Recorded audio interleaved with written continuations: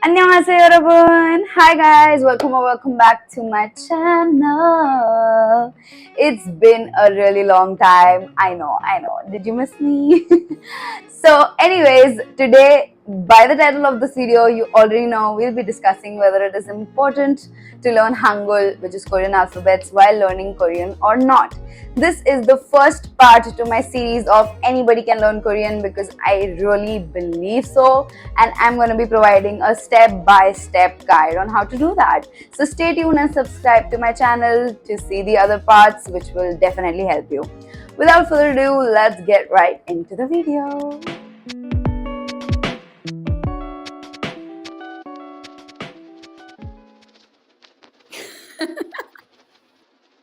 Okay, let's begin. So, I'll be starting with reasons you should not skip learning Hangul, but towards the end of the video, I'll also be giving some reasons as to why you may skip learning Hangul. But right now, let's start with the reasons you shouldn't be skipping Hangul. Don't mind me looking down because I have my laptop over here. I have noted down all the key points so that I do not miss anything important. Okay, so first and foremost, the most important reason of not skipping learning Hangul is pronunciation accuracy. And I cannot stress enough on this. If you want to be able to speak Korean like a native, you need to learn Hangul because there just aren't any replacements to some Hangul alphabets in English. So if you read the romanization, you're not going to get the pronunciation correct, if that makes sense.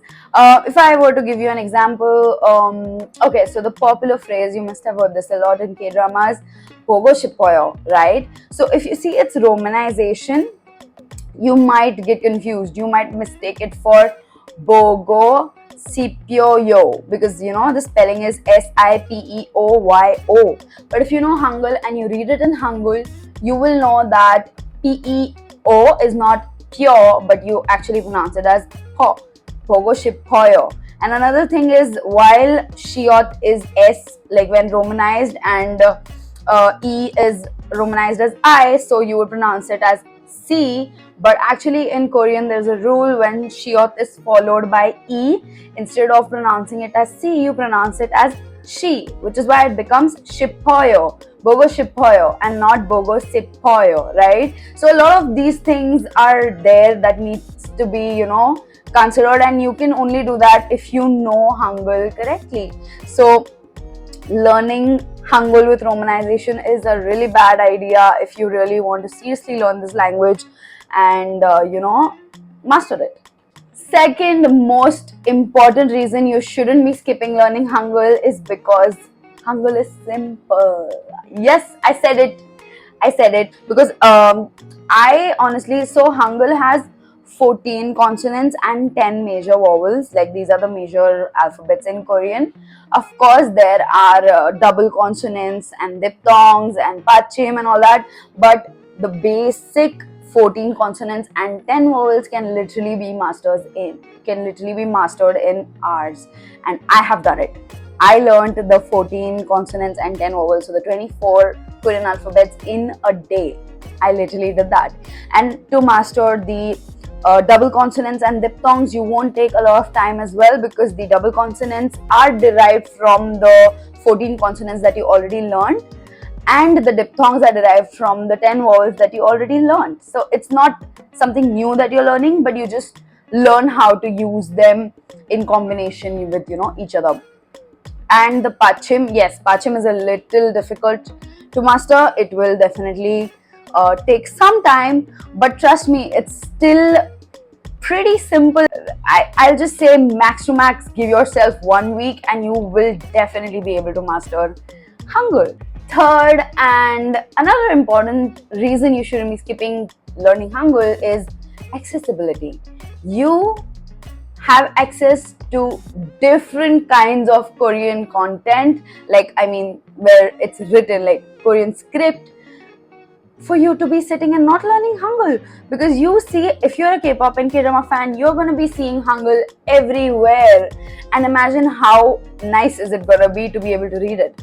For example, K-pop songs. If you want to make a K-pop song cover, or if you just want to sing in your room, you're having your own K-pop concert and you want to sing to K-pop songs, imagine how good would it be to be able to read Korean lyrics and pronounce it as it is, right? Another thing is, if you are a fan of Korean variety shows, or if you watch like Run, BTS, Going 17, these kind of shows, you might have noticed those on-screen texts which are written in Korean, like funny lines, punchlines. You can read all of that as well. How cool is that?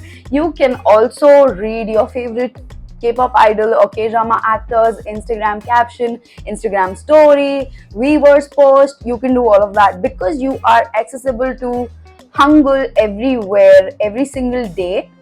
You are never gonna forget it. In fact, you have all the more chances to practice it on daily basis. So yeah, it's gonna be so helpful. Another thing that it might help you with is if you ever go to South Korea, for just traveling, or if you shift to South Korea. I mean, if you shift there, you will obviously get a language training. You'll need to have a proper language certificate or like training. But if you're going for travel or something, it's gonna be really helpful to be able to read the signs and signages in Korean, the menus in Korean.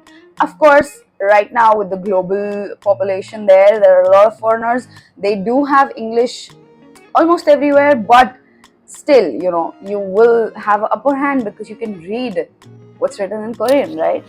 Okay, the next point is the long-term benefits. Now, you give yourself a week and you learn Korean alphabets and master it, and that's the only investment you make to be creating a really strong base for yourself, because Hangul is truly the base to learning Korean. And once you've mastered it, trust me, you've just smoothened and kickstarted the process of learning Korean language better than anyone else. You have chances to master Korean much faster than someone who hasn't learned Hangul, and I say it with experience, right? So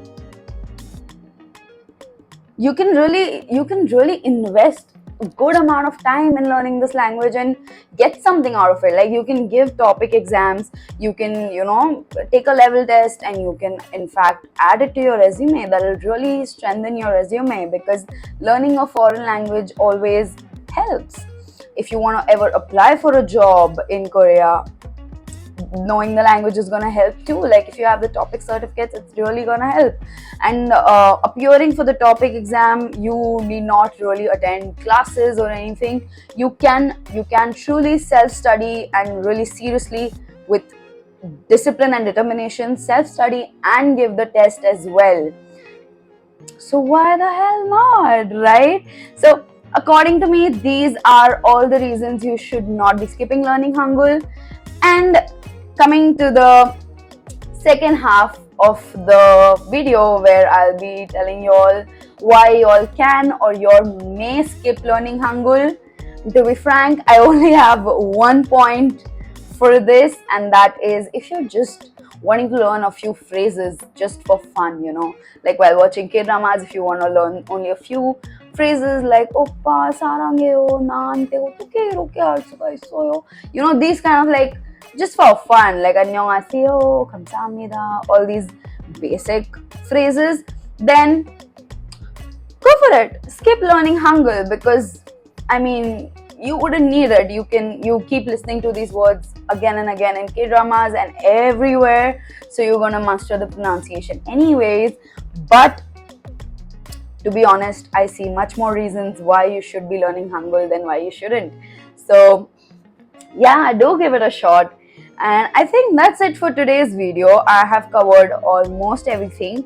Now, with that being said, I'll be posting another video after this, where I'll be explaining how can you learn Hangul, as in what all websites you can refer to, what all apps you can use to practice, and all these things. I'm going to be posting a video on that. It'll probably be a small follow-up video to this video, so make sure you subscribe to my channel and push the bell notifications on.